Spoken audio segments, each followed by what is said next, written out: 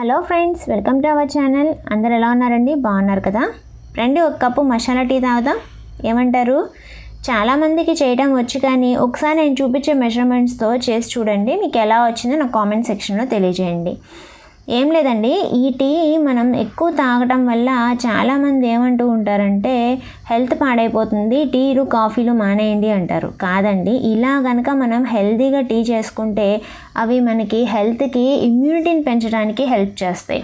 మనకు ఇప్పుడు ఇమ్యూనిటీ అనేది చాలా ముఖ్యం కదా. కోవిడ్ తర్వాత ప్రతి ఒక్కరు చాలా కాన్షియస్ అయ్యారు మన హెల్త్ గురించి.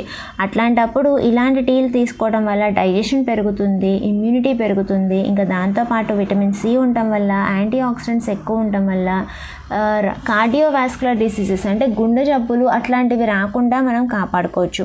అంతేకాదండి, ఇది వెయిట్ లాస్కి కూడా బాగా ఉపయోగపడుతుంది. ఇక్కడ నేను చూపిస్తున్నట్లు ఈ మసాలాలు ఇవన్నీ మరిగించిన డికాషన్ తీసుకొని మనము నిమ్మకాయ ఇంకా తేనె లేదా బెల్లము వేసుకొని తాగితే కనుక బరువు కూడా తగ్గుతారు.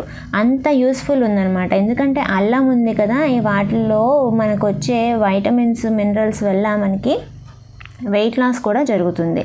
లేదు మామూలుగా టీ తాగాలనుకునే వాళ్ళు ఒక కప్పు పాలు పోసుకొని ఇలా స్టిర్ చేయటం వల్ల ఏమవుతుందంటే ఆ మసాలాలన్నీ మనకి బాగా దిగి మంచి కలర్ వస్తుంది. ఒక 3-4 పొంగులు కనుక రాణించుకొని చక్కగా పంచదార వేసుకునే వాళ్ళు పంచదార లేదా బెల్లం వేసుకునే వాళ్ళు బెల్లం వేసుకొని కప్పుల్లో సర్వ్ చేసుకొని తాగితే ఉంటుందండి. ఆహా, ఎంత బాగుంటుందంటే అంత బాగుంటుంది. ముందు ఇది చేసేటప్పుడు చుట్టుపక్కల వాళ్ళు కూడా పరిగెత్తుకుంటూ వస్తారండి ఆ స్మెల్కి.